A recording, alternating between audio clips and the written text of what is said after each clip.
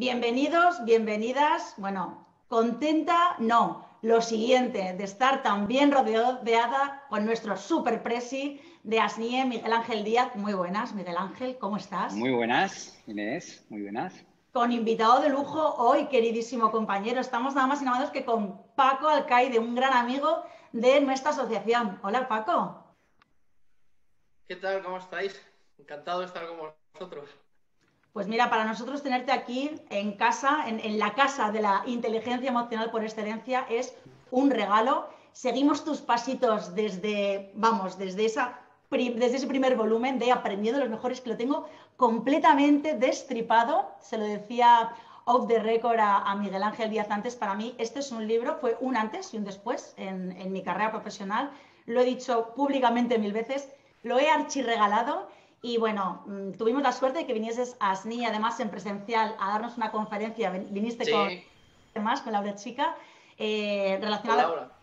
con Laura y con Tu Futuro Es Hoy, por supuesto, vinisteis y ahora Exactamente. te tenemos otra vez, ya no para el volumen 2, sino para el volumen 3 de Aprendiendo de los Mejores. Bueno, súper bienvenido y Miguel Muchas Ángel, gracias. Muchas gracias. ¿qué le lanzaría Sí. al señor Alcaide así para arrancar?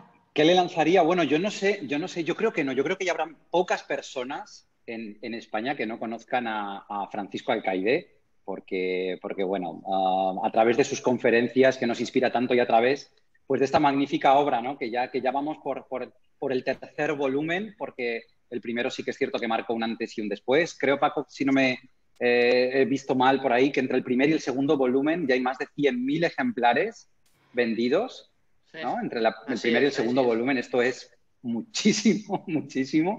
Tendremos que hacer algún tipo de investigación de esta, de si colocáramos todos los volúmenes vendidos y aprendiendo de los mejores uno y dos en fila, llegarían desde este tipo de afirmaciones que siempre gustan tanto, pero bueno, la verdad es que ya estábamos esperando esta tercera edición con nuevas personalidades, con nuevos personajes y con muchas más ganas de aprender, ¿no? Yo os decía, bueno, si alguien no conoce a Paco, que es casi imposible que no conozcáis, pues bueno, Francisco Alcaide es conferenciante, formador, escritor, coach en liderazgo y en motivación y sobre todo, pues desde mi punto de vista y siempre allá donde voy lo reconozco, para mí es una de las principales figuras a nivel nacional.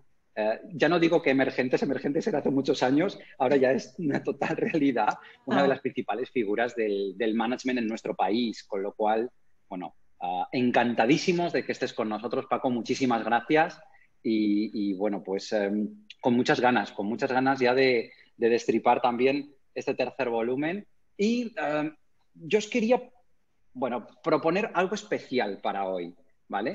Y lo que os quería proponer es que, bueno, si algo tiene Aprendiendo de los Mejores es que es un perfecto compendio al final del pensamiento y de las vivencias de un montón de personas que creo que básicamente lo que hace el libro es compartir con toda la gente que lo leemos, con todos los lectores, para que podamos de una manera condensada y resumida en esta vida que tenemos tan acelerada, que podamos extraer rápidamente todo ese aprendizaje. Entonces, yo os voy a proponer una cosa dentro de unos minutitos y es que analicemos y observemos la situación actual, porque supongo que os habréis dado cuenta, ¿no? Pero desde febrero y marzo nos ha cambiado un poquito la vida, ¿no? ¿Vosotros qué pensáis? Algo ha cambiado, ¿no? A nuestro alrededor. Un poquito. Sí, sí, así es. Es una crisis, hombre, crisis ha habido a lo largo de la historia de este tipo, pero a nosotros no nos había tocado, ¿no? Y bueno, de ahí también viene un poquito lo de aprendiendo de los mejores, ¿no? Otros que hayan pasado por este tipo de situaciones, de crisis, de pandemia, que aquí también hemos tenido una guerra ya hace... Pero nuestros padres y nuestros abuelos tuvieron que sufrir una guerra civil, o sea que al final siempre hay crisis en la vida. A nosotros no nos había tocado de este tipo, probablemente más crisis tecnológicas o crisis financieras, ¿no? O inmobiliarias. Pero bueno, eso es lo... Yo me acuerdo hace bastantes años que una persona me dijo, la historia no sirve para nada, pero el que no sabe de historia no sabe de nada, ¿no? O sea que hay que aprender del pasado y muchas veces si mirásemos para atrás nos iría un poco mejor, ¿no? De eso también va un poco el libro, pero sí, no estamos acostumbrados a aprender de los demás. Hasta que no nos pasa a nosotros mismos nos cuesta, ¿no? Pues fijaros, yo quiero que hagamos hoy algo un poquito diferente, ¿vale? Y a mí me encantaría que hoy analicemos la situación actual, porque estoy de acuerdo la idea que acaba de lanzar Paco, y creo que al final esto de las crisis son cíclicas, ¿no? Lo que le cambia es como el apellido de la crisis Claro. económica o crisis inmobiliaria o crisis sanitaria, como la que tenemos ahora, pero al final esto es como cíclico, ¿no? Cada 5, 6, 7 años parece que pasaba alguna cosa, ¿no? Pues os voy a proponer una cosa, que hagamos un pequeño juego, y es que analicemos y observemos la situación actual desde algunos de los personajes y de las personalidades que están incluidas en Aprendiendo de los Mejores. Y que observemos un poco, nos pongamos esas gafas de esa personalidad y que veamos, bueno, pues no sé, qué consejo nos daría o cómo se vería incluso desde ahí la situación que estamos viviendo actualmente, ¿no? Pero si queréis, antes de hacer esto, y he hecho un poquito de spoiler, a mí me encantaría que Paco nos contara, bueno, no sé, yo creo que si algo tenemos en común los tres es que nos gusta escribir, de hecho tenemos, nosotros a nivel más aficionado quizás, ¿no? Inés, no tenemos el nivel todavía, pero danos tiempo, Paco, ya verás, de Totalmente, Paco, claro que sí. Constancia y paciencia, constancia y paciencia. pero yo creo que al final cuando decides escribir un libro, ¿no? Al final ese libro tiene siempre, yo creo que es casi como un hijo, ¿no? Y a veces cuando tienes varios, es cierto que cada uno tiene un poco como su pequeña intrahistoria, ¿no? Cada uno te ha pillado en un momento, cada uno persigue un para qué, cada uno te ha pillado en una situación determinada, ¿no? Por entrar un poquito en materia, Paco, ¿cuál sería un poco la intrahistoria de este Aprendiendo de los Mejores Tres? Bueno, vamos a ver, Aprendiendo Mejores, que este es el volumen 3. El volumen 1 nace en 2013, luego surgió el volumen 2 en 2018. Y la historia de Aprendiendo de los Mejores es muy sencilla, ¿no? Y es que a nadie nos va bien siempre en la vida, ya sea en el trabajo, ya sea en la pareja, ya sea en las relaciones, ya sea con la familia, con los proyectos, ¿no? Entonces, Aprendiendo de los Mejores nace de observar que todas las personas tenemos sueños, tenemos metas, tenemos objetivos, ¿no? Sin embargo, muchas personas se quedan a mitad de camino, ¿no? Y surge esa pregunta, ¿qué hacen o qué han hecho aquellas personas que han llegado donde a nosotros también nos gustaría llegar, ¿no? A mí me gusta decir que el éxito deja huellas, deja pistas, y que si uno es capaz de identificar esas huellas y esas pistas, está en mejores condiciones para establecer sus metas y conseguirlas, ¿no? Al final, esos sueños, esas metas que todos tenemos se basan en pasar del punto A, donde estoy, al punto B, donde quiero llegar a estar. La pregunta es, ¿qué hay que hacer para pasar de un lado a otro, ¿no? Cuando uno escarba, estudia las biografías de personas de éxito, empiezan a salir principios, fundamentos, patrones de actuación, patrones de comportamiento que se repiten, y esto es importante, que se repiten con independencia de las coordenadas de espacio y de tiempo. Es decir, al final, en Aprendiendo los Mejores tenemos personajes del siglo XX, del siglo XIX, del siglo XVIII, del XVII, del XII, del XIII, ¿no? Es decir, que hay una serie de parámetros que a mí me gusta decir que son los principios, los fundamentos que explican el porqué de las cosas que se repiten con independencia de las coordenadas de espacio y de tiempo.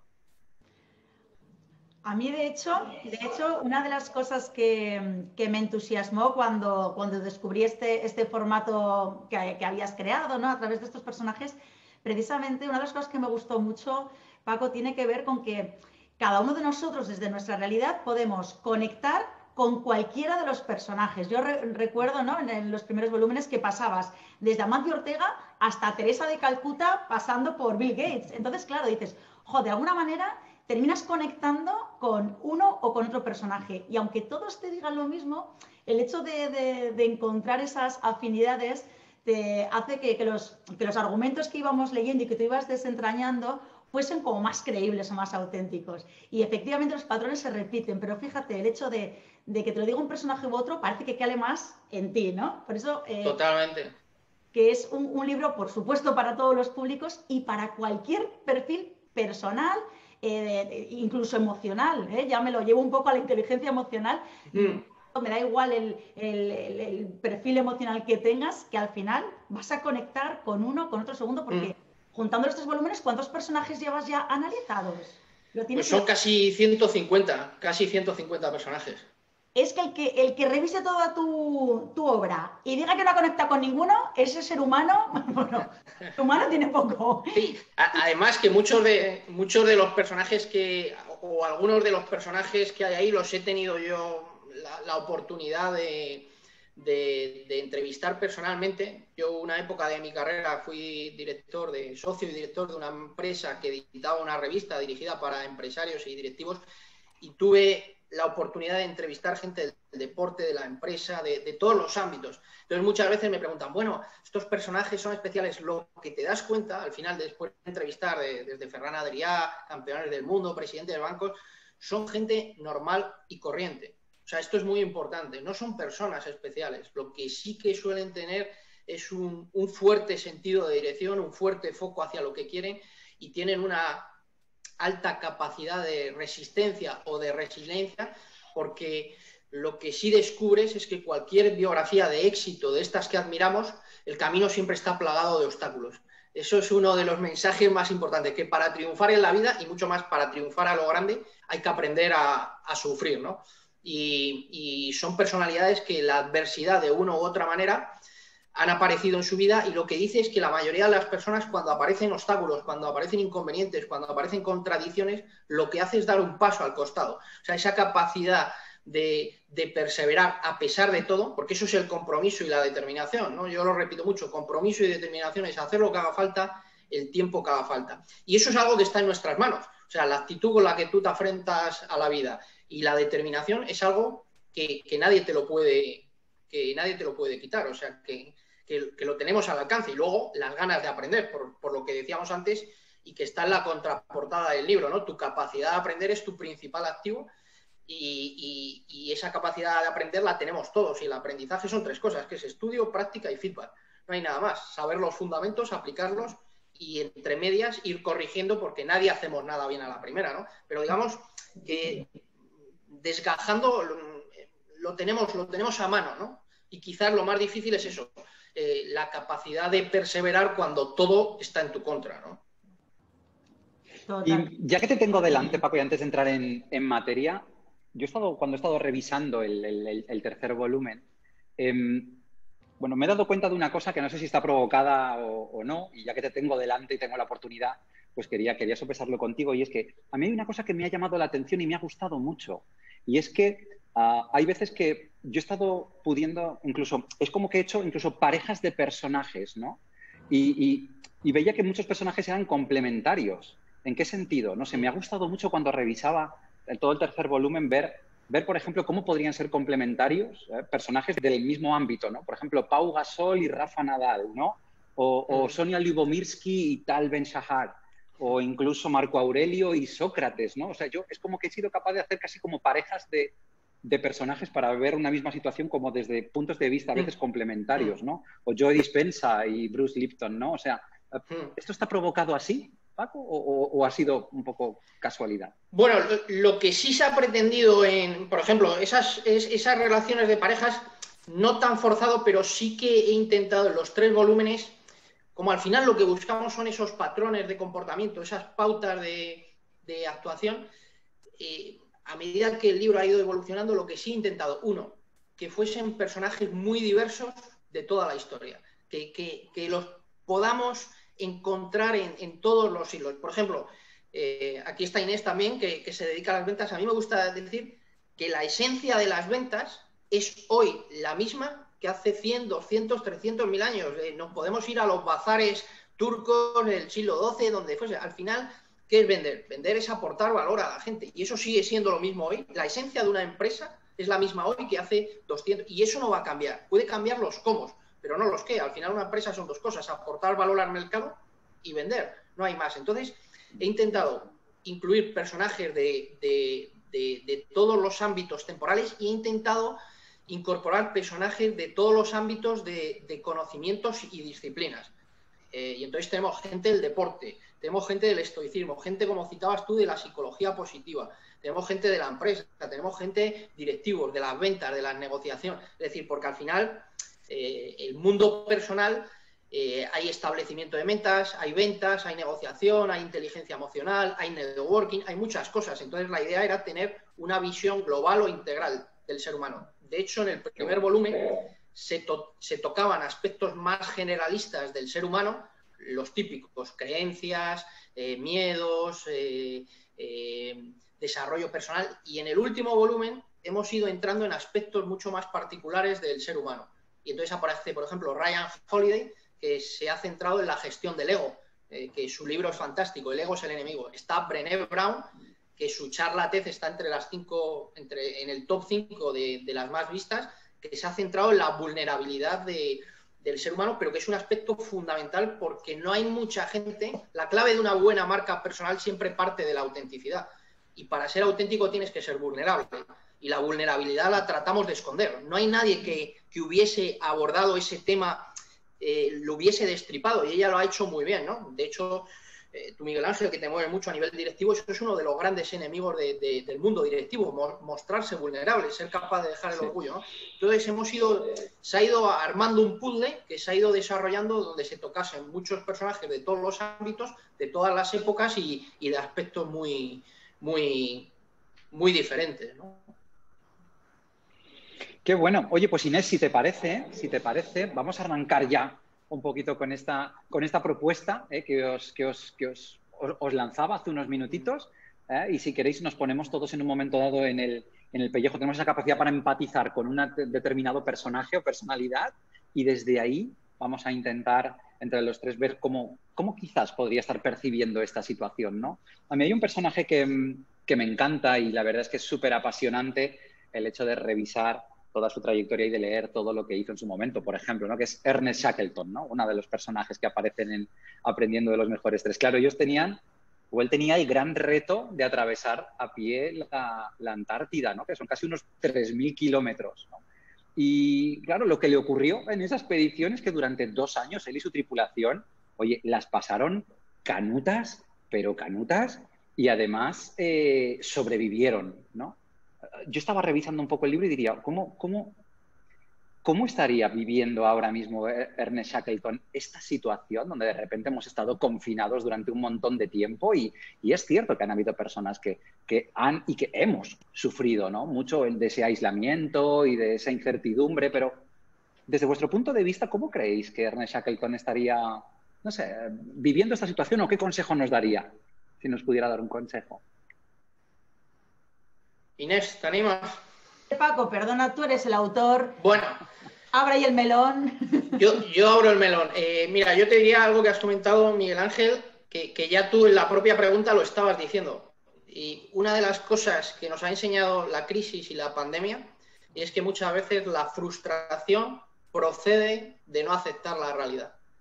O sea, al final la vida no es una línea recta, y en nuestras vidas profesionales y en nuestras vidas personales nunca nos va a ir bien siempre. En el ámbito profesional o nos van a despedir, o nuestra empresa va a quebrar, nuestra pareja nos va a dejar, vamos a tener una enfermedad, van a pasar muchas cosas, ¿no? Y entonces en la vida hay momentos de sembrar, hay momentos de recoger y hay momentos de aguantar el chaparrón. Y ahora nos ha tocado el momento de aguantar el chaparrón, de apretar los dientes, de trabajar mucho más duro y de sembrar a medio y largo plazo. Entonces, al final, aceptar la realidad, ¿con qué está relacionado? Con una variable que es de las más importantes de la vida, tanto en el éxito como en el fracaso, en cualquier situación, que es la actitud. Al final, lo que te dice la experiencia es que en la vida las condiciones nunca son las deseables.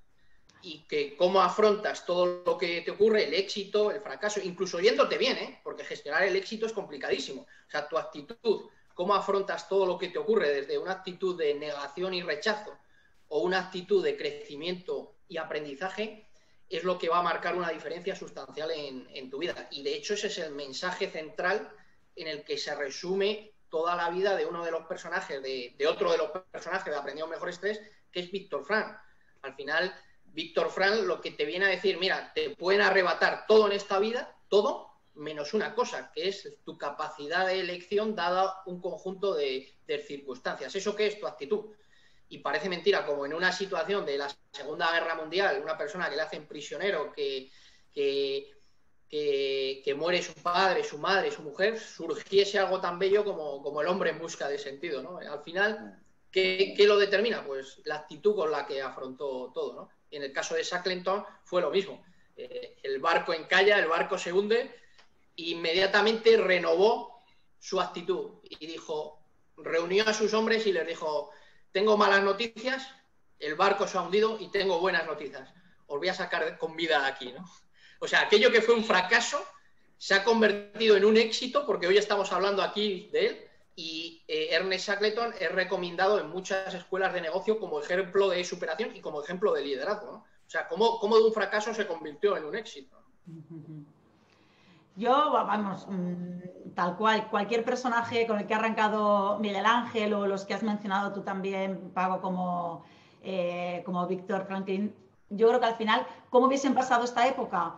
Yo creo que con más tablas que nosotros, porque ya les pilló todo eso, quiero decirte, no cualquiera ha vivido en un campo de concentración en Segunda Guerra Mundial, no todo el mundo ha vivido un barco hundido, un hundimiento de barco, no todo el mundo ha vivido una travesía y una expedición tan complicada. Así que ya vendrían resilientes un rato, o al menos con una mochila llena de aprendizajes.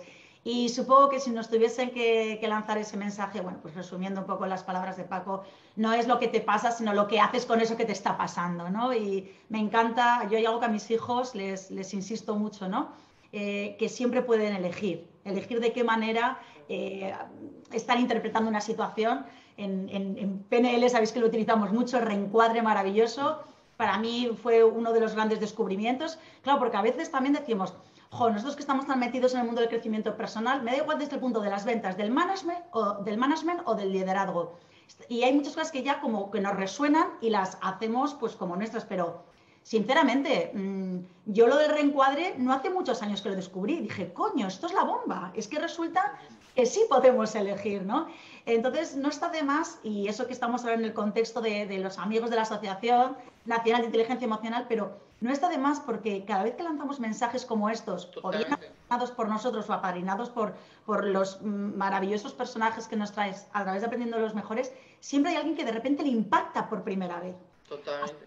Insistamos en ello y yo creo que ante esta pandemia, estas personas que consiguieron esa travesía, bueno, pues nos dirían eso, paciencia, elige, estás encerrado en casa, pero eres libre dónde quieres llevar tu mente y elegir, ¿no? ese lugar para ti hasta que todo esto pase. Y lo que has dicho es importante porque, o sea, yo creo que hay que decirlo, los tres nos dedicamos a este mundo de una u otra manera, es decir, yo tengo que recordarme mis propios mensajes. O sea, la cuestión es lo que has dicho tú, la cuestión no es saberlo, la cuestión es interiorizarlo. Y solo hay una forma de interiorizar las cosas, que es por repetición. Es decir, que aunque nosotros estemos aquí hablando de desarrollo personal, de ventas y de inteligencia emocional, yo a mí mismo me tengo que recordar, porque en el ser humano hay una tendencia a lo negativo, hay una tendencia a la pereza, hay una tendencia a dejarse llevar. O sea, que todo esto, leer, ver vídeos, ver incluso muchas veces, tú lo puedes saber, pero es bueno verlo escuchado de otra persona. O sea, algo tan sencillo como hablar de la paciencia. A mí me pasa dando conferencias. Se me acerca la gente y me dice, es que me ha venido bien ver, esto ya lo sé, pero me ha venido bien escucharlo de ti, ¿no? Pues a nosotros también nos ocurre lo mismo, ¿no? Es decir, cuando vemos vídeos, podcasts o leemos libros, o incluso yo hay veces que tengo que leer mis propios libros para recordarme cosas, ¿no? No es lo que sabes, es al final interiorizarlo, ¿no? E incluso yo, escuchando a Inés, ha habido una cosa en la que he tenido como un pequeño insight, ¿no? Cuando decía, hombre, sin duda estos personajes lo vivirían con muchísima más resiliencia, porque ya han pasado por ahí, ¿vale? Y enseguida me ha venido como un flash, e iba a decir, si hubiera sido esto un juicio, hubiera dicho, protesto, señoría, protesto, porque iba a decir, claro, quizás yo creo que nosotros también hemos pasado por muchas situaciones como esas. Creo que el problema es que no las vinculamos, ¿vale? Es decir, bueno, quien más y quien menos, nosotros hemos pasado ya como por 2 o 3 crisis. El tema es que no hemos vinculado unas con otras y creemos que son totalmente aisladas y como que esto es la primera vez que nos pasa.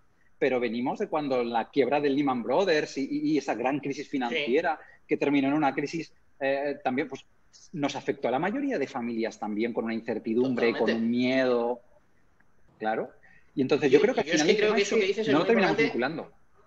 Sí, que eso que dices es muy importante porque probablemente en la crisis del 2008 de Lehman haya gente que haya sufrido más que ahora. Sí. Lo que pasa es que probablemente le tocó, fue de manera mucho más segmentada probablemente. Pero probablemente haya gente que haya sufrido más en el 2008, que a lo mejor hay gente que ahora tiene su trabajo, sigue trabajando, a lo mejor hay una serie de limitaciones sociales que se puede viajar menos y se puede salir menos y tal, pero en el fondo, hombre, tampoco es que sean unas limitaciones, ¿no? Como hablábamos antes de entrar, bueno, pues si no puedo viajar ahora, viajaré en marzo, o tampoco es nada excesivamente grave, ¿no? Entonces, claro, lo que dices tú yo creo es importante, porque el sector financiero y muchas empresas que se cortó el crédito sangraron bastante en esa época, ¿no? O incluso, fíjate, al hilo de lo que estáis diciendo vosotros dos, quizá lo pasaron peor en el 2008 que ahora, o quizá fueron personas resilientes que, como ha dicho Miguel Ángel, consiguieron conectar, que no, perdón, a mí no vengas con rollos porque es que esto yo ya lo pasé. Entonces llegan ya con ese training, ¿no?, ante la adversidad. Así que bueno, hay personas que pueden estar delante de la misma situación y caer una y otra vez, que eso significa que se resignaron a una situación, no terminaron de aceptarla, con lo cual no se quedaron con el aprendizaje.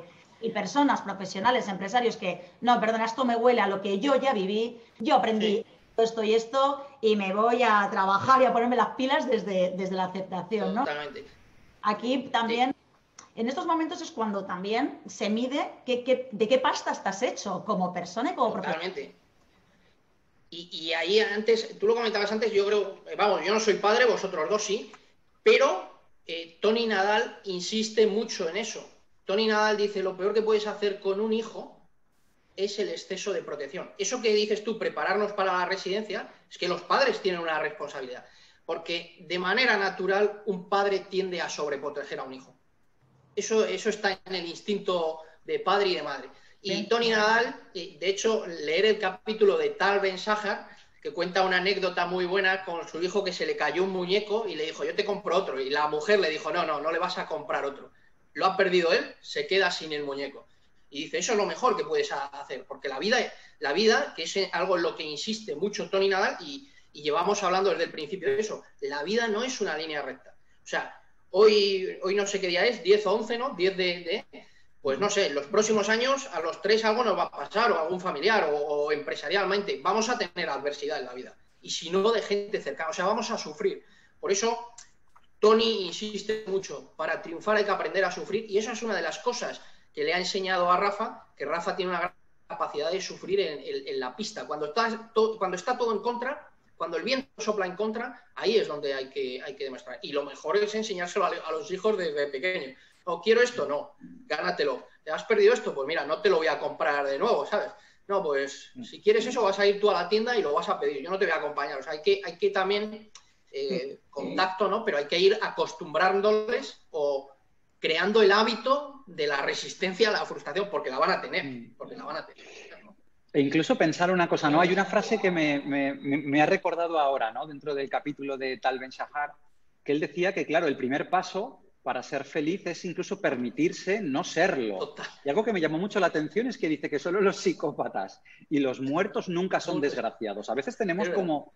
Nos hemos cargado como con demasiada presión de intentar ser felices todo el rato. Y es como que no nos podemos permitir esos momentos de decir, oye, mira, pues ahora he sufrido un golpe, ahora debo de sentir tristeza. Es natural que esté durante 1 o 2 días sintiendo tristeza, o es natural que me sienta frustrado por esto, por aquel aspecto, ¿no? Es como que queremos que todo el rato seamos felices y sea positivo, y quizás eso no puede ser.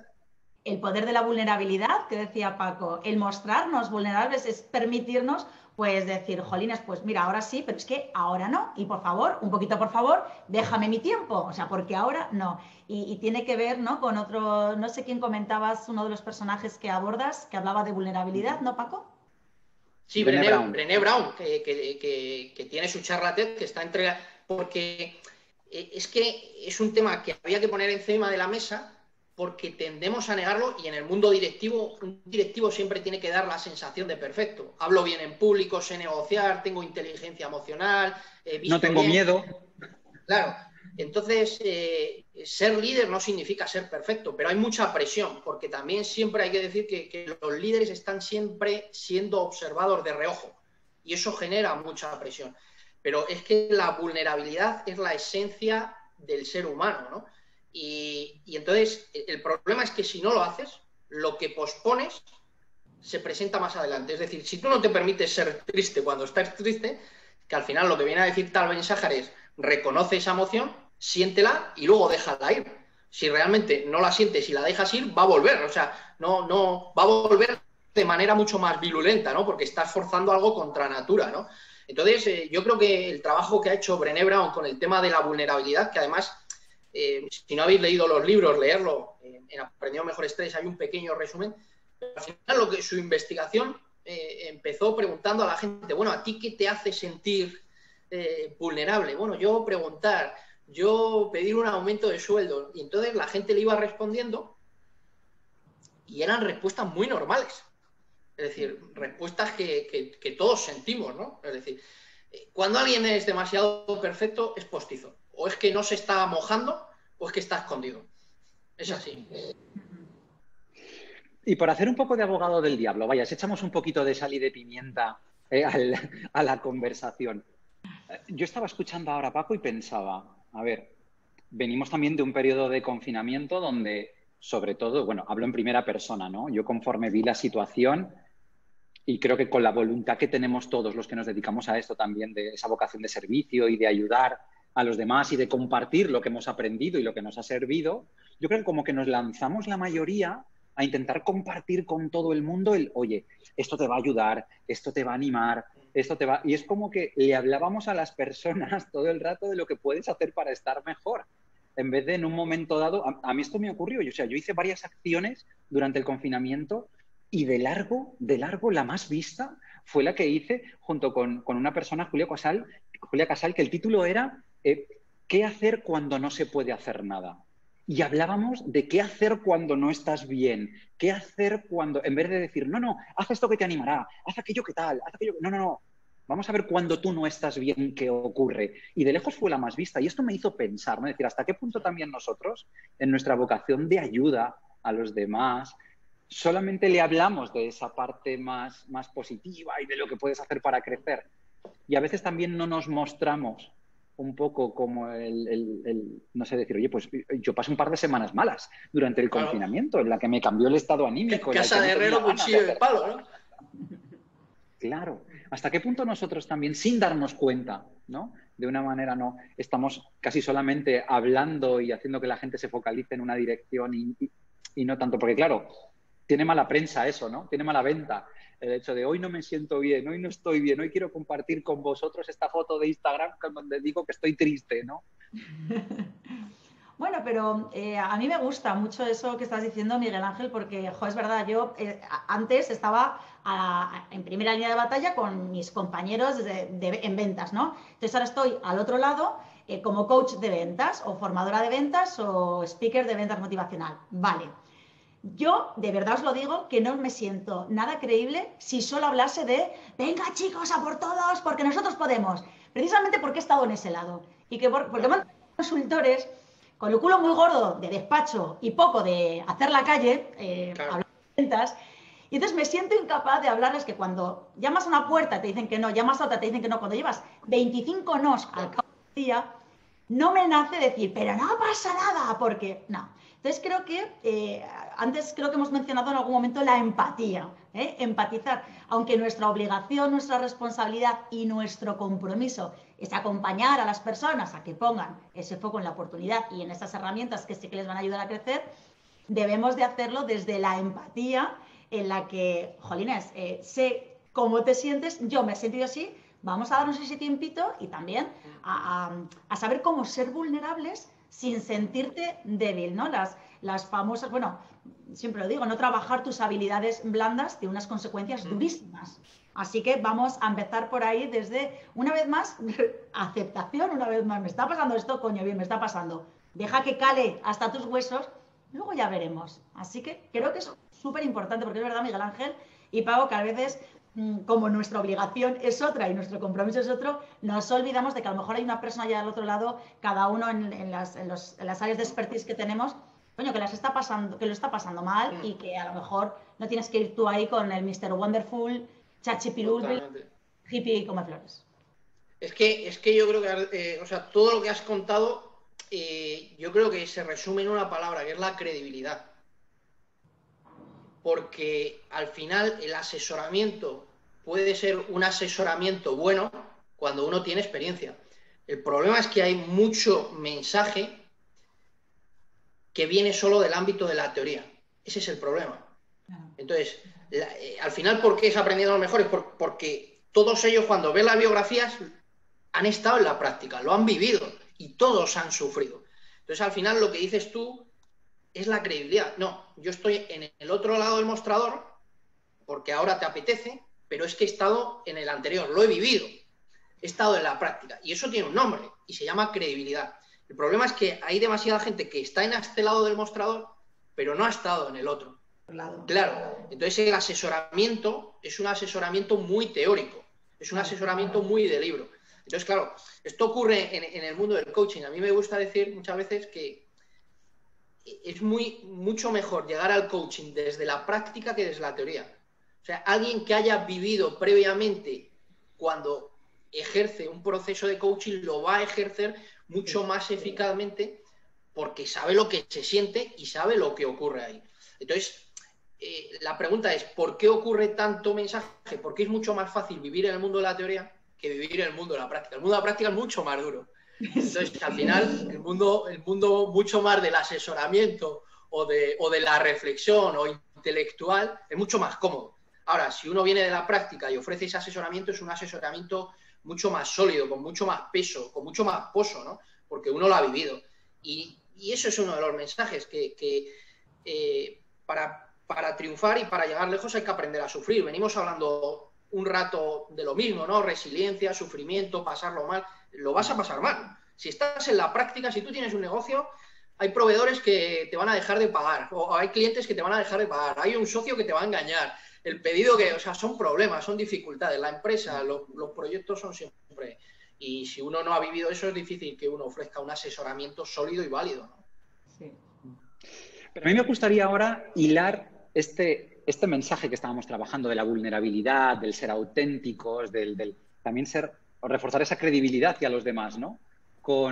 Fíjate, con una fortaleza del ser humano. Y es que creo que tenemos una fuerza y un poder que es increíble y que ni siquiera sabemos hasta dónde llega, ¿no? Y a esto caí leyendo un poco el capítulo de Marco Aurelio, ¿no? Que a través de sus meditaciones, pues donde él saca esa colección de pensamientos, ¿no? Sobre la vida basada en sus creencias estoicas, hay una frase que a mí me gusta muchísimo, ¿no? Que dice que las personas estamos capacitadas naturalmente para soportar todo lo que nos sucede. Claro, y aquí pensé y dije, joder, es que es verdad. Si de hecho es que somos mucho más fuertes de lo que pensamos, ¿no? Tampoco pasa nada por ser vulnerables porque, bueno, posiblemente podemos con esto y con muchísimas cosas más.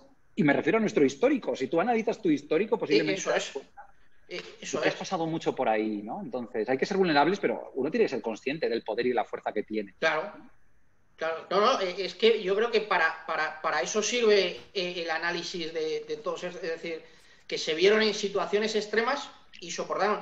Y de hecho, bueno, esto que estamos viviendo para mucha gente no es una situación extrema, en cierto modo sí, pero pasarán los años y la veremos de otra manera, ¿no? Es decir, que también hay que verse en esas situaciones límites. Yo tuve la suerte hace tiempo de entrevistar a uno de los supervivientes del accidente de Viven, ¿no? Cómo ocurre en el año 72, se estrellan en la cordillera de los Andes, y cuando yo lo entrevisto, porque allí tienen que vivir durante más de 2 meses en condiciones imposibles, inhumanas, temperaturas de menos 30 grados bajo cero, sin alimentos.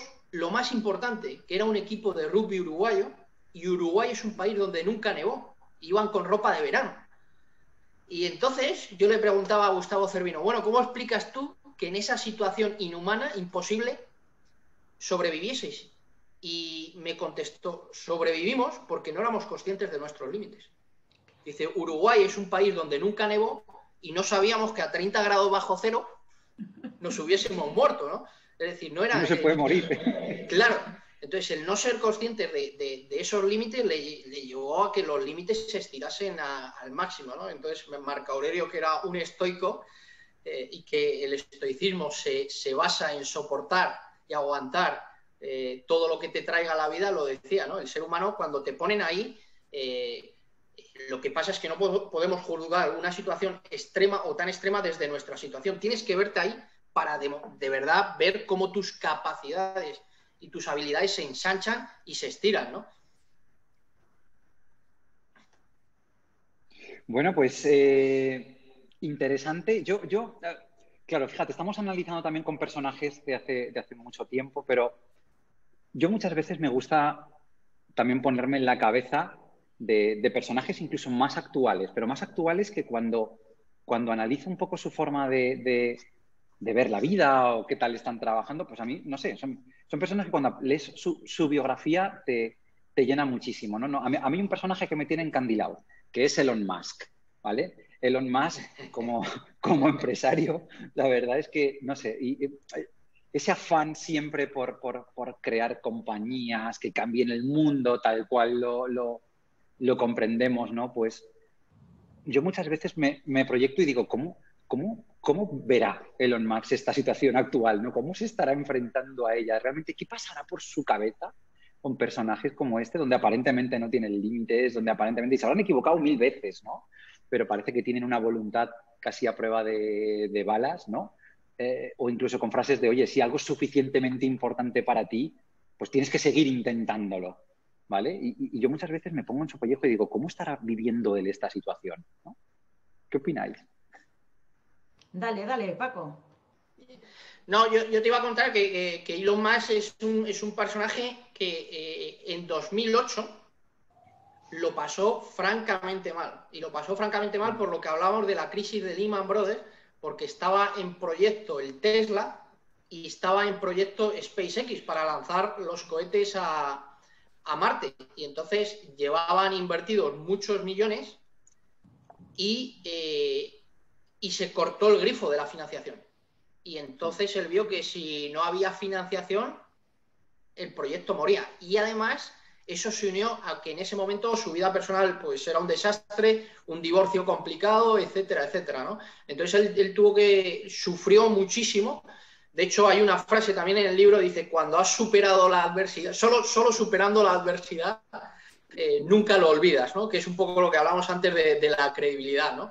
Él vivió una situación límite muy importante, ¿no? Entonces, supongo que ahora estará afrontando, es decir, que uno haya pasado una situación límite no quiere decir que la nueva situación en el límite no duela. Yo creo que también, de alguna manera, todas las empresas están sufriendo y lo que pasa es que probablemente sufra de otra manera, pero yo estoy seguro que también está sufriendo, ¿no? Yo es que muchas veces pienso, digo, Elon Musk posiblemente estará viendo esta situación y dirá, ¿crisis o gran oportunidad? ¿No? Porque, por ejemplo, si sigues un poquito el mercado bursátil, la Tesla está totalmente disparada, pero lleva disparada los últimos 6, 7, 8 meses, ¿no? Y dices, en plena crisis y de verdad, pues a unos ratios desorbitados, pero yo muchas veces digo, ¿de verdad crisis o oportunidad? Lo que sí es importante que el lanzamiento del cohete se produjo no hace mucho, pero no hay que olvidar que eso viene de 10, 15 años. O sea, que el resultado hoy es el producto de 15 años. O sea, lo que estamos viendo, ese lanzamiento que ha subido un 800% en bolsa en menos de un año, es que ese resultado de este año es producto de 15 años. Leeros la historia de cómo decide irse a Rusia a comprar un cohete. Su sueño siempre ha sido mandar a la gente a Marte, que no solo fuese la NASA, y se fue a Rusia a comprar un cohete y le dijeron, ¿cómo quiere comprar usted un cohete? Los cohetes no se venden, ¿no? Y entonces, de tanto insistir, le dieron precio y vio que era una millonada y entonces él empezó a analizar cómo estaban hechas los cohetes, de qué piezas, y dijo, bueno, pues si vale mucho, pues lo que hago es construirlo yo. Y ha estado muchísimos años hasta llegar a ese momento. Que eso lo olvidamos, que los resultados hoy son producto de todo el pasado, ¿no? Eso me encanta, de verdad. O sea, vamos a insistir aquí un poco. Me chifla porque siempre vemos a las personas de éxito ya en ese éxito. Y parece que, claro, coño, qué suerte, fíjate lo bien que le ha ido. Digo, pero perdona. y todo lo de atrás, que no muchas veces nos quedamos en ese titular de esa persona que va a triunfar. Pero un momento. Y además cada uno a su nivel, ¿no? Estamos hablando vamos, impecable con todo este histórico. pero a cualquier nivel que te lo lleves, ¿no? Es como, y los tres hemos publicado libros, como, coño, lo han publicado un libro, La Torremocha, coño, qué suerte. ¿Perdona? O sea, vamos a ver, que mi nivel... Sí, que sí, es... que te habrás quitado muchos fines de semana. Coño, dos niños, o sea, no os voy a contar mi vida, cada uno con sus miserias, pero me refiero que es como con este personaje, ¿no? Decimos, jo, fíjate en plena crisis cómo está, claro, pero en plena crisis cómo está y desde dónde viene todo ese curro. Al final esto viene de un trabajo de muchos años, entonces también creo que a mí me resulta muy inspirador cuando veo que una persona ha conseguido un logro. Si he podido seguir sus pasos, me alegro y abrazo ese logro con esa persona. Y si no he seguido sus pasos, siempre pienso, coño, ¿cuánto trabajo habrá detrás de algo así? ¿No? Yo creo que en esta vida no regalan nada. Al que se lo han regalado, enseguida se le ve el plumero. Yo creo que el mercado es implacable. Yo siempre digo, tenemos que, o creo, ¿no? En mi corta experiencia en el mundo digital, siempre digo, tú puedes tener mucho marketing y una marca personal muy fashion, pero si luego tú no estás a la altura de lo que dices que eres, el mercado va a ser inclemente contigo. Entonces, yo por eso cuando veo que hay una persona de éxito, que además con un éxito consistente, ¿no? Y perdurable en el tiempo, digo, coño, que siento una profunda admiración porque después de algo así o detrás de algo así hay muchos años, hay mucho trabajo, hay muchos sacrificios, mucho estoicismo muchas veces, así que me encanta también que dejemos esta reflexión ahí. Sí, y yo creo que al final... Sí, no iba a decir que mucho trabajo que el problema es que no se ve. Los demás ven el fruto, el resultado, ¿no? Pero no todo lo que hay por debajo, ¿no? Y el clásico ejemplo del bambuchino, ¿no? Que está 5 años sin hacer nada y de repente se dispara para arriba y crece más de 25 metros, ¿no? Eso es. Todo esto que os estoy escuchando a mí me viene a la idea porque hemos hablado de Elon Musk, de Víctor Frank, del equipo, ¿no? De rugby de Viven. A mí me da la sensación, o de Shackleton, ¿no? De que todos estos personajes al final se han enfrentado a la adversidad y la han superado. Yo creo que porque tenían clarísimo cuál era su porqué. Y esto me lleva y me empuja a otro personaje, ¿no? A otra personalidad de Aprendiendo de los Mejores Tres, que es Simon Sinek, ¿no? Y de cómo dicen muchas veces bueno, que claro, cuando tú tienes muy claro, a veces estamos muy centrados en el qué y en el cómo, claro, pero realmente hay que empezar por el porqué, ¿no? A mí me da la sensación de que cuando nos desanimamos o perdemos la ilusión por las cosas, últimamente lo he estado viviendo, ¿no? En un proyecto que estoy trabajando en una compañía donde estoy trabajando con empleados que llevan 15 y 20 años. Ellos me dicen que no van con ilusión a trabajar. Y destinamos los primeros 15 o 20 minutos a recordar cuál es su para qué se levantan cada mañana y para qué vienen a trabajar cada mañana. Y el clima del aula va cambiando mientras ellos lo van identificando y lo van compartiendo con los demás, ¿no? Entonces, no sé si vivimos un poco una pequeña crisis en la que las personas nos estamos desconectando a veces de cuál es nuestro para qué, ¿no? Y para qué nos levantamos cada mañana. ¿Qué opináis? Sí, vamos, ese es el resumen también. Una frase que repetimos mucho, que es la frase central de Nietzsche, que decía, ¿no? Quien tiene un porqué para vivir es capaz de soportar cualquier cómo, ¿no? Esa es la filosofía. Quiero decir, Simon Sinek habla del propósito y del porqué, pero eso ha existido toda la vida. Es decir, cuando tiras para atrás ves que esa filosofía del porqué y del propósito y de la causa ha estado siempre, y que todas las personalidades, ya sea Martin Luther King, la Madre Teresa, Nelson Mandela, lo que decías tú, es que tenían un porqué muy claro. Yo creo que muchas veces el problema es que hay que pararse y Elon Musk, que comentabas tú antes, leerlo, él siempre lo dice, yo es que nunca me he levantado de la cama pensando cuánto iba a ganar con mis proyectos. Yo lo que quería era hacer proyectos que cambiasen el mundo. Y entonces, desde muy joven, él dijo, no, yo quiero un coche eléctrico y yo quiero un cohete a la NASA, ¿no? Dice, ¿dónde puedo cambiar yo el mundo? No decía, ¿cuánto puedo ganar, ¿no? en mis proyectos? Entonces, el problema es que muchas veces nos dejamos demasiado llevar por lo que tiene más aceptación social, lo que tiene más glamour, y al final lo que muchas veces buscamos es la contraprestación trabajo-dinero, ¿no? Una mera relación mercantil. Y entonces hay que hacer un ejercicio de introspección, de mirar adentro, y hay algo que es fundamental, que si uno decide seguir lo que siente dentro, vas a necesitar una variable, que es la valentía y el coraje, porque lo más fácil es encontrar un empleo, lo más fácil es encontrar un trabajo. Pero cuando tú apuestas por tu porqué, eso hay que ser valiente, porque probablemente vas a tener que decir no a muchos convencionalismos, ¿no? Es luchar un poco contra corriente, ¿no? Pero yo creo que esa es la clave de todo, el propósito, ¿no? Oye, pero ahora voy a coger yo un poco el testigo, si me lo permitís, porque claro, os tengo aquí experto en liderazgo, experto en management y en otras muchas cosas, ¿eh? que yo os conozco fuera de este Zoom y hacéis un montón de cosas, pero es que el otro día, y me está resonando mucho los para qué, el propósito que estáis hablando, y un amigo que tenemos también en común, que es Andrés Ortega, publicó hace muy poquito en LinkedIn un artículo referido del país. Y ese artículo tenía un título algo así como el talento directivo en momentos de incertidumbre o de alta incertidumbre. No sé si habéis podido brujulearlo y si no, tengo un artículo, pero sí, me lo tengo guardado para revisar. Pero fijaros, daba un titular que a mí me pareció, bastante cañero. Me gustaría saber desde vuestra experiencia cómo lo veis. Decía que 1 de cada 10 ejecutivos, ¿vale? Estos directivos, está valorando el cambio de compañía en estos momentos de alta incertidumbre o ya ha ejecutado ese cambio. Entonces, ¿pensáis que puede ser por que han perdido ese para qué o por el nivel de exigencias que se tiene ahora con respecto a estos perfiles? Porque socialmente están muy... o sea, no les dejan, no les permiten ser muy vulnerables. ¿Qué empuja a un directivo de alto nivel? 1 de cada 10, que a mí me parece mogollón, 1 de cada 10, está decidiendo cambiar de compañía. ¿Cómo lo? Ahí os lo dejo. Miguel Ángel, que a ti te gusta el liderazgo. Sí. Bueno, yo lo que veo es que creo que cada vez somos más conscientes. Yo creo que al final esto de tanto predicar en el desierto al final cala en las personas, ¿no? Y creo que cada vez somos más conscientes. Durante muchísimo tiempo creo que se ha tenido la mentalidad más del victimismo, del no ser protagonistas de cada una de las cosas que haces, del esto es lo que hay y así esto es lo que se puede hacer en esta compañía. Y entonces pienso que cada vez las personas nos estamos haciendo también más cargo de nuestras posibles frustraciones y nos damos cuenta de que cuando el entorno a veces no nos acompaña, ¿vale?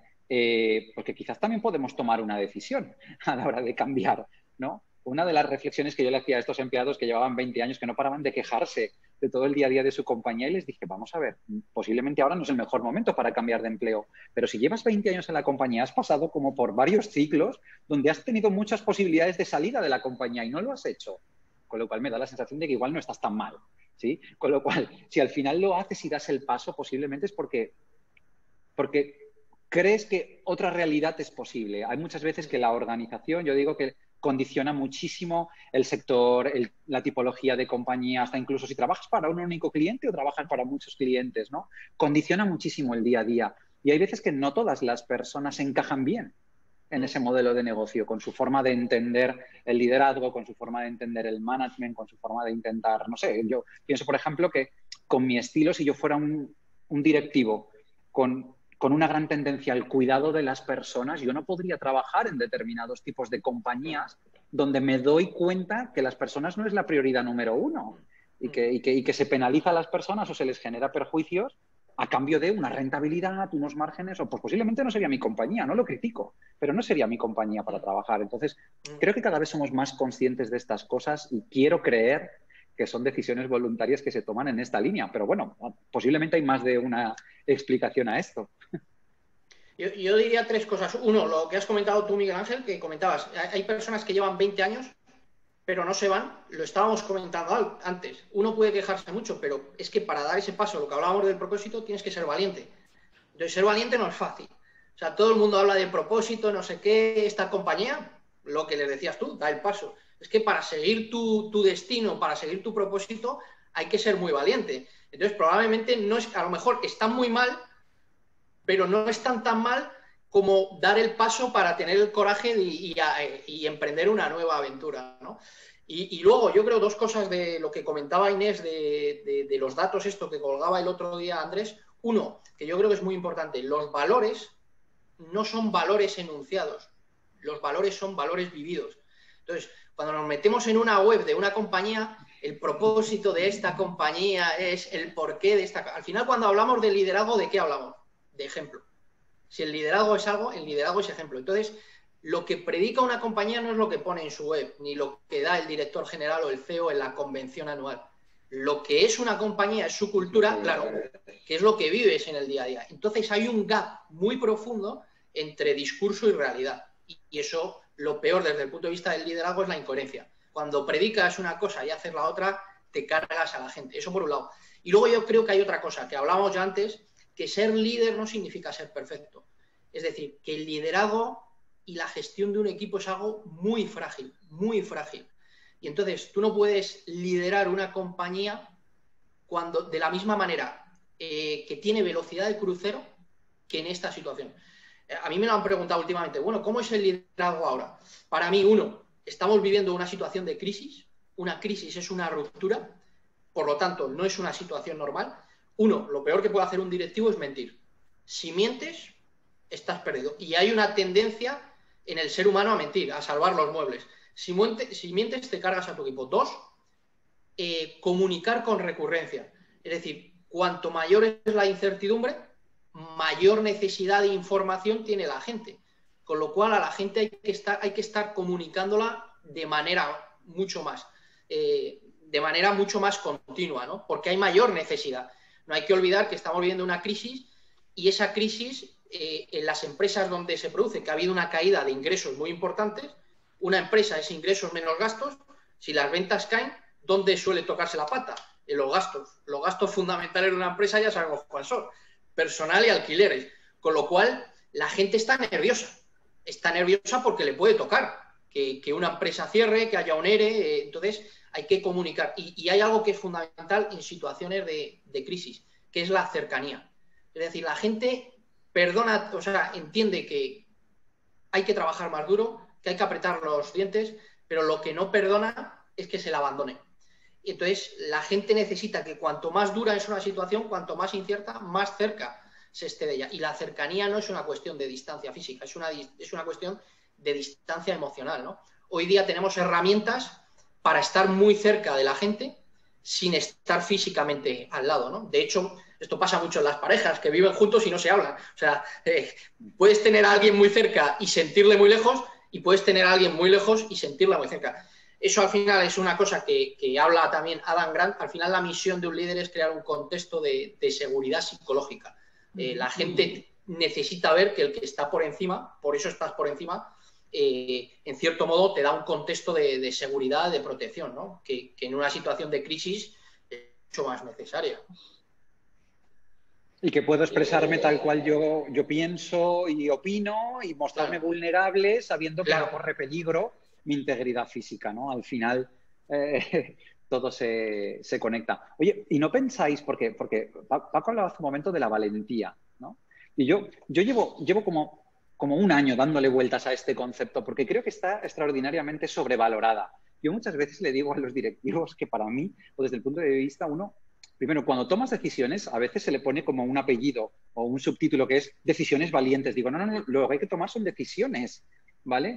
Digo, muchas veces pensamos, yo creo que hemos analizado, nos han contado que hay un continuo donde en un extremo está la cobardía y en el otro está la valentía. Y parece como que tengo que hacer un esfuerzo extraordinario por ser valiente. Y yo no lo veo en la otra parte del extremo. O sea, yo lo veo justo en la parte intermedia, porque para mí en el otro extremo lo que es lo contrario a la cobardía es la temeridad. Ser un temerario. Y para mí ser valiente es estar centrado, o sea, es estar balanceado. Creo que hay que darle más normalidad al tomar decisiones, al accionar, al decir, no te gusta esto, asume tu rol protagonista y toma una decisión. Luego alguien la catalogará de valiente, pero es que creo que valiente es el estado natural en el que nos debemos de mover las personas. Uno da su opinión, no da la que tú quieres oír, te doy la mía, te la doy respetuosamente, pero te la doy. Creo que hay que normalizar un poco más esto, ¿no? Que es como que está muy sobrevalorado. No sé qué opináis. Me encanta, no lo había visto nunca desde ese punto de vista, Miguel Ángel, y me mola mogollón porque justo de esa manera yo creo que hay muchas más personas, Paco también lo ha mencionado en un par de ocasiones, vivimos demasiado cumpliendo con las expectativas de los demás en vez de tomar nuestras propias decisiones, y quizá eso pase porque muchas personas quizá no se sientan lo suficientemente valientes como para cambiar de trabajo, como para cambiar su rol dentro de un grupo o en un equipo. Entonces, me gusta mucho, ¿no? Lo de restar un poco de tensión a la toma de decisiones es de personas valientes, porque es verdad que hay muchísimas personas con una gran determinación que no se sienten valientes y que quizá esa gran determinación no es tan grande o se achanta un poco porque no sienten que tienen la valentía. Sin embargo, con frases tan así como la valentía está sobrevalorada y poniendo esos dos extremos, bueno, a mí me ha encantado, Miguel Ángel, me lo llevo porque creo que no lo había visto nunca. Yo sí que era partidaria, ¿no? Soy partidaria hasta este segundo de pensar que la toma de decisiones tiene que ir vinculado a una decisión valiente. Y es verdad que eso puede interferir en una toma de decisiones importante de un montón de personas que pueden estar ahora evaluando un cambio. Me ha gustado. Gracias. Yo es que creo que el hecho de tomar decisiones, ahí está la valentía. O sea, de hecho, en alguna ocasión se ha dicho que un directivo es alguien que toma decisiones y alguna vez acierta. O sea, el problema para mí no es la decisión. Yo creo que el hecho de decidir es lo valiente. Y lo que no ocurre es lo contrario, que la gente no decide. Porque, ¿cuál es el problema de tomar decisiones? Que cuando tomas decisiones te equivocas. Antes o después te vas a equivocar. Por eso yo creo que el tomar decisiones es en sí mismo. Y lo contrario es no hacer nada, porque si no haces nada, que es lo que suele ser lo habitual, pues no puedes fracasar, pero evidentemente pagas el coste más alto, que no hay avance ni nada. Entonces, yo creo que a un directivo, fundamentalmente por lo que se le paga es por tomar decisiones. Pero es que, claro, tomar decisiones, el problema es que te tiembla mucho el pulso.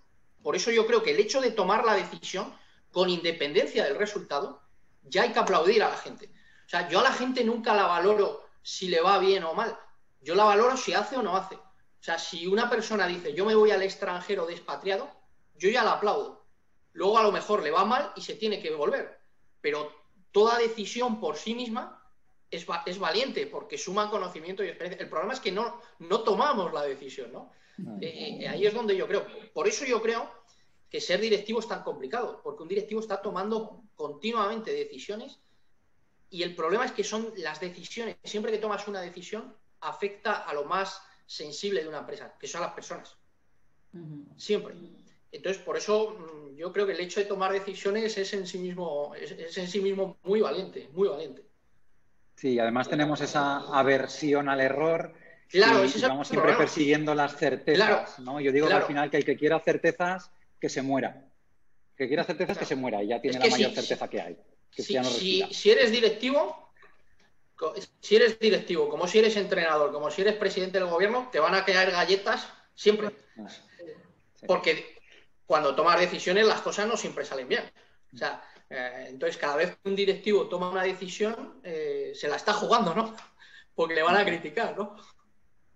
Bueno, pues os voy a proponer, porque sintiéndolo mucho tenemos ya que ir llegando un poco al final de este ratito, aunque estaríamos horas y horas, pero os voy a proponer la última idea, del último personaje, ¿no? A mí me ha gustado mucho, es Robert Emmons, y Robert Emmons habla mucho de la gratitud, ¿vale? Y yo cuando estaba analizando este capítulo, él habla de que la gratitud al final representa un reto, ¿vale? Y que es una elección que nosotros podemos escoger.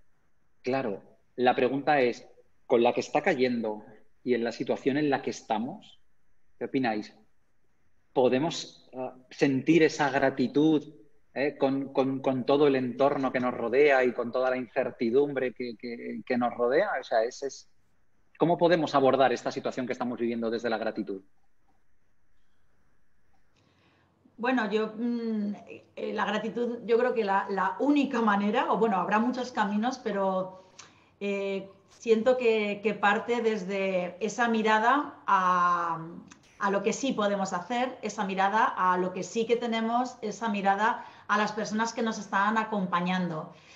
Porque ser generosos ya al final siempre hablamos de que la vida es un gran regalo y las circunstancias pues no están siendo sencillas ni desde el punto de vista de la salud, ni desde el punto de vista emocional, ni desde el punto de vista personal o profesional. Sin embargo, sentirnos agradecidos cada día por vivir ya es un hecho, ¿no? Es un hecho y una actitud también, como indicaba Paco al principio. Así que creo que la manera de seguir sintiéndonos agradecidos o de practicar esa gratitud es poniendo el foco en todo eso que sí tenemos, en todas esas personas que sí tenemos y en esas oportunidades, en eso que podemos hacer, ¿no? Y yo siento, o al menos estoy practicando la gratitud desde ese punto de vista, más que desde todo lo que me falte y por eso no agradezco nada, ¿no? Creo que al menos está siendo una manera que conecta mucho conmigo y en este meneo que nos ha pegado la vida, pues lo estoy trabajando así. Yo creo que Inés lo ha resumido muy bien y yo creo que has resumido todo lo que cuenta Robert Emmons, porque el problema para mí no es la gratitud, el problema es la idea que tenemos de la gratitud. Entonces la gratitud no es alegrarse pase lo que pase, no, la persona agradecida no niega lo malo, estamos viviendo una situación. La persona agradecida no niega lo malo, pero tampoco niega lo bueno que hay en su vida. Entonces la persona agradecida lo que ha decidido es que en el conjunto de circunstancias que nos está ocurriendo, su mirada ha decidido centrarla más en lo positivo que en lo negativo, ¿no? No significa que el agradecido se alegre pase lo que pase, no, es una actitud en el sentido que la situación es delicada, pero que también hay muchas cosas que tenemos que no en el día a día no las valoramos y que esta situación nos puede ayudar a ponerlas en valor. Yo estoy en Madrid hoy, en Madrid hace un frío importante y probablemente los tres hemos dormido en casa calentitos. Bueno, hay gente que ha tenido que dormir en la calle, ¿eh? O sea, que nadie, vamos, qué gratitud de tener una casa y dormir calentito. Bueno, hay gente, hoy probablemente los tres comamos, mejor o peor, pero comamos bien. Bueno, yo conozco artistas y gente del mundo del teatro que no tiene ingresos y está yendo a comedores sociales, ¿eh? O sea, que no valoras muchas cosas que las das por hecho, pero que yo creo que hay que ponerlas en valor. A lo mejor, no sé en vuestro caso particular, en mi caso, pues la situación no me ha tocado ningún familiar ni nadie cercano que haya tenido, y hay otros que sí les ha tocado.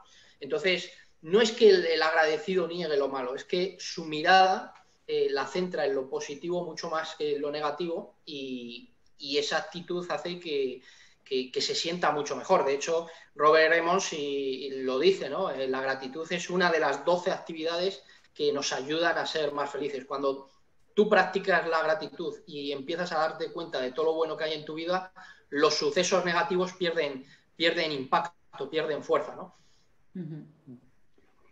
Pues bueno, yo creo que casi no hay mejor manera de cerrar esta conversación que con quedando con una idea, ¿no?, que lanza. Sí, quedando las gracias, siendo extraordinariamente agradecidos, pero me ha gustado muchísimo esta conversación porque me ha recordado una de las frases que he leído también en el libro que lanza Sócrates, ¿no? Y Sócrates decía que los diálogos no tratan de temas banales, sino de la forma en la que uno debe de vivir, ¿vale? Y creo que, no sé, al menos me ha encantado y me ha gustado mucho este ratito de conversación que hemos tenido. Y para cerrar, yo creo que, y sobre todo pensando en toda la gente que va a estar viendo este vídeo y que lo va a ver en los sucesivos meses, yo para cerrar me quedaría con otra maravillosa frase en otro capítulo que dice Virginia Satir, que dice que nadie puede convencer a otro de que cambie. Cada uno de nosotros custodia la puerta del cambio que solo puede abrirse desde dentro. Así que creo que nosotros hoy, a través de Paco, al cual le agradezco su presencia aquí, pues hemos abierto mucho campo, hemos abierto mucho terreno, hemos lanzado muchos temas que la gente puede reflexionar y que puede pensar, pero que creo que corresponde a cada uno de ellos el que dé ese paso y pues que al final se haga un poco responsable y sea valiente en su propia vida, ¿no? ¿Qué último mensaje nos lanzarías, Paco? Bueno, daros las gracias también a vosotros por este rato, yo he sido el invitado hoy, pero yo también aprendo de vosotros, he aprendido mucho, como expertos que sois en vuestros campos. Un mensaje, yo te diría para acabar que lo peor en esta vida es resignarse. Hemos hablado de la tristeza, que la gente, si lo está pasando mal, que se dé la oportunidad de sentir lo que está sintiendo, ansiedad, tristeza, pero que nunca dejen de pelear y de luchar, porque la vida aprieta, pero también da oportunidades y a quien resiste y a quien aguanta, antes o después, acaba viendo la luz, ¿no? que no se resignen nunca. Me encanta. Bueno, pues muchísimas gracias, Paco. Gracias, Presi. Bueno, en ASNIE, como sabéis, es precisamente, es uno bueno, nuestro objetivo principal, ¿no? Democratizar el acceso a herramientas de inteligencia emocional a cualquier persona que le apetezca acompañarnos. Porque desde pequeñitos pues no nos han criado en educación emocional, así que bueno, nuestro objetivo desde ASNIE es ser ese altavoz en el que, acompañados de personas tan grandes como en el caso de hoy ha sido, por ejemplo, Paco Alcaide, pues acercaros un poquito más a la manera en la que puedes elegir dónde quieres estar. Así que bueno, os invitamos a todos a que brujuleéis en asnie.org y nos acompañéis, pues, o bien como voluntarios o bien como asociados, porque toda ayuda es poca, todo suma y creo que merece la pena crear entre todos pues una sociedad mucho más emocionalmente inteligente. Y que nosotros también, como Elon Musk, nosotros también queremos cambiar el mundo a nuestra forma y con nuestro impacto, pero también queremos hacerlo. Así que si os queréis unir a nosotros, seréis muy, muy, muy bienvenidos. Así que nada, pues muchísimas gracias a todos y bueno, pues nos vemos en otra actividad y en otro vídeo que hagamos desde la Asociación Nacional de Inteligencia Emocional. Bye. Hasta luego. Gracias.